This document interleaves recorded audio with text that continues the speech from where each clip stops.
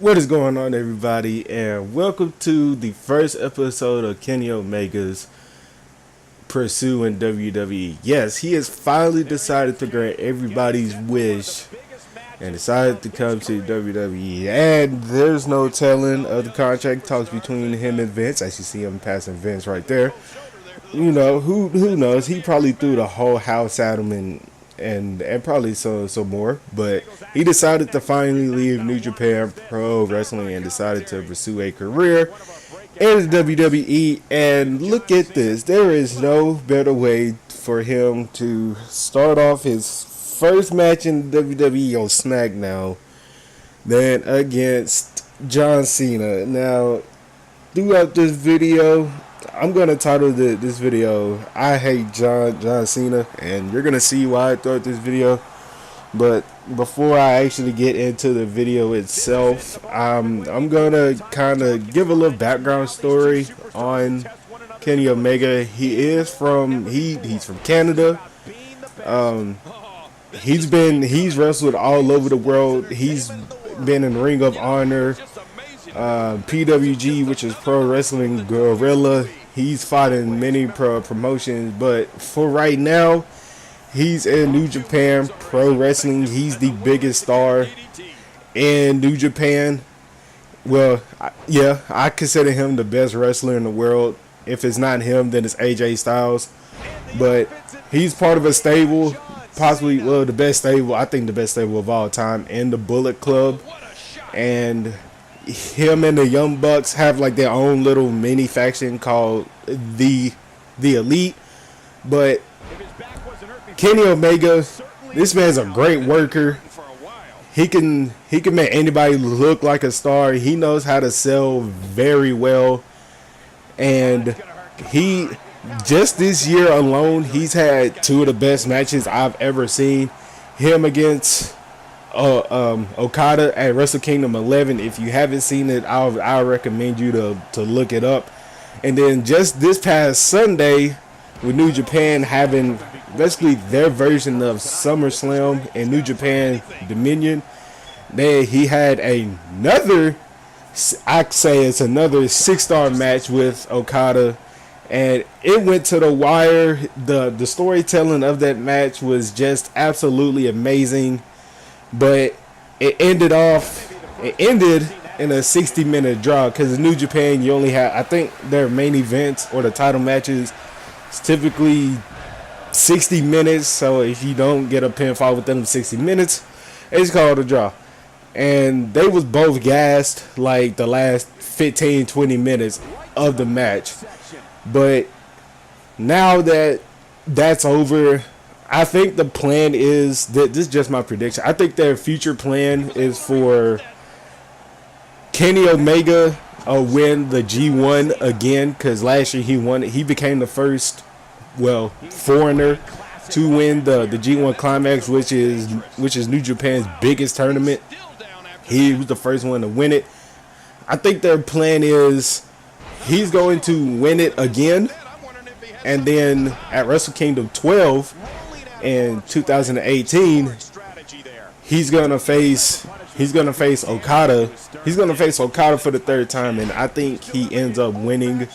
It this time. But after their match on Sunday, Cody Rhodes came out and challenged Okada for whatever reason. I don't know why he did it, but Okada accepted. So now at the G1 Climax this year in July, which is held in California, I'm going to have Okada versus Cody Rhodes for the IWGP World Championship.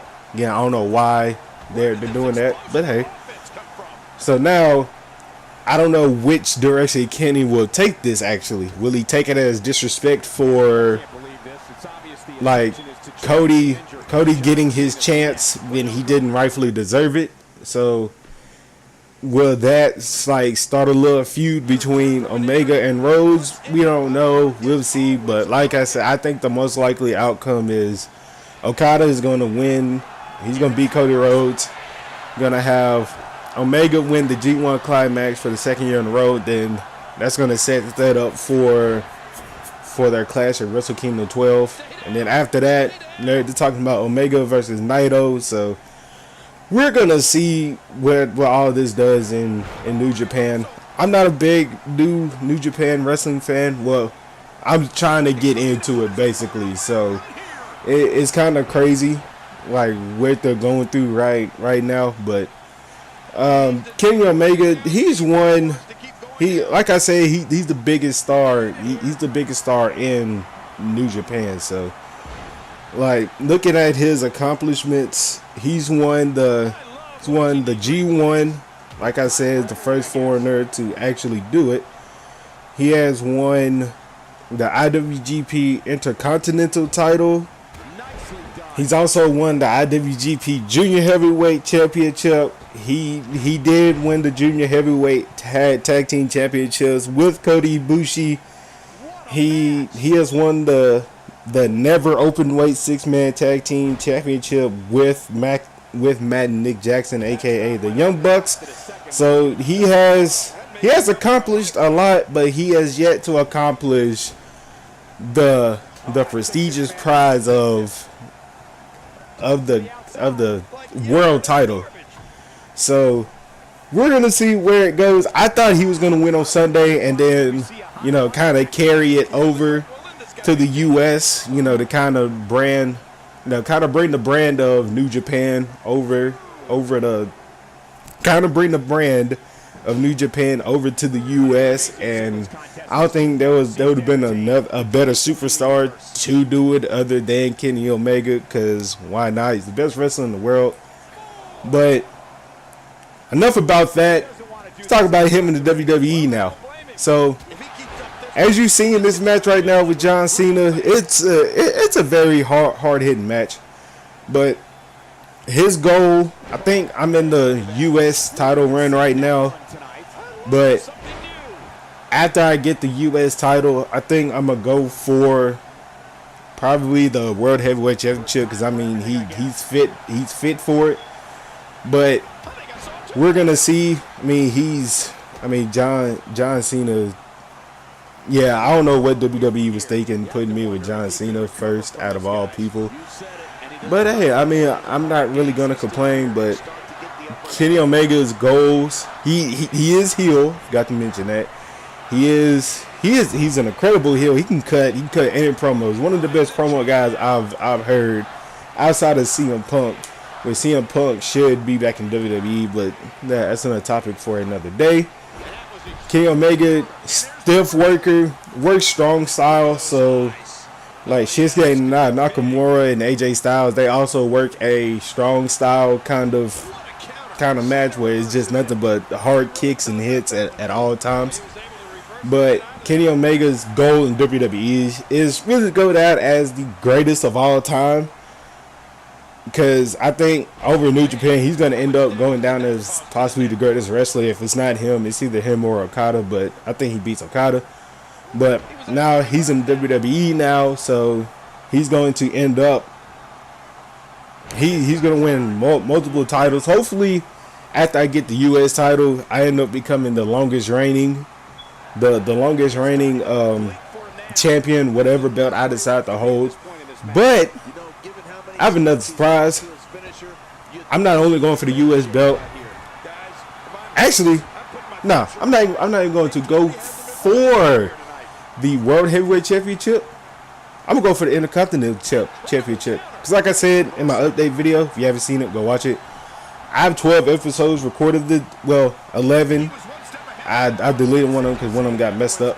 I have 11 episodes recorded, and there's someone in the Intercontinental race that has won the championship, and Kenny Omega doesn't like him, and the way he left New Japan Pro Wrestling, it's kind of the beginning of Kenny Omega's dominance of the Bullet Club.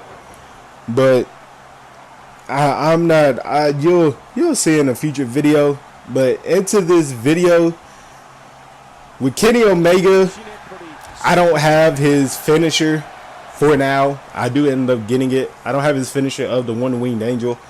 I tried his moveset, I tried to make it as similar as it is in real life. So his finisher is the Falcon Arrow. I think he has done the Falcon Arrow, but his signature is the final shot where, well, I mean, it's basically it's a drop knee neck breaker, but I mean, I haven't got the one winged angel yet. The way to really buy moves on here is really weird, and I wish that for next year WWE 2K will really fix that to where like if you download a wrestler and you bring him into my career mode, like you should be able to actually be able to use the moveset. But WWE is not like that. As you see, like I paused in this video. This is when I first got WWE. I paused this video a lot to really see the finishers. You know, to see the finishes and the moves I got, because I skipped the intro. Like I did have the first intro, but it was like 25 minutes long. I know y'all didn't really want to see that. It was really boring. It was just promos and wrestling and da da da da da. That's why he's not in NXT right now. Because I mean, it's Kenny Omega. Why not? But to get in this match, as you see him lift up John Cena for the final shot, and he's trying to set up for his finisher. Waits on Cena to get up, and he will hit him. Falcon Arrow. So at this point, you know, you're thinking, you know, it's done. Because the first time he hit it, he didn't pin him. So now this time, 1, 2, and of course it's John Cena, and John Cena has magical Wapadoo powers. I don't know how he does it, but he somehow kicks out of kicks out of everything. As you see Kenny Omega hit him with a quick brain buster, hitting him with kicks. That is the strong style, kicks and elbows. You see him doing a second rope moonsault. He hit it so beautiful.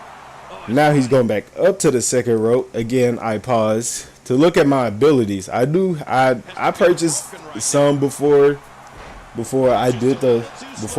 first match. So I have Move Thief and Ring Escape. Move Thief have come in a lot in this my career. As you see John Cena do his signature 5-knuckle shuffle, and it busts open Kenny Omega. He sets up for the attitude adjustment, but nope. Kenny Omega no sell. As you see, John Cena tried to get a quick little roll up pin on Kenny Omega, but thank God he was close to the ropes, because if he wasn't, I'd probably lose that match.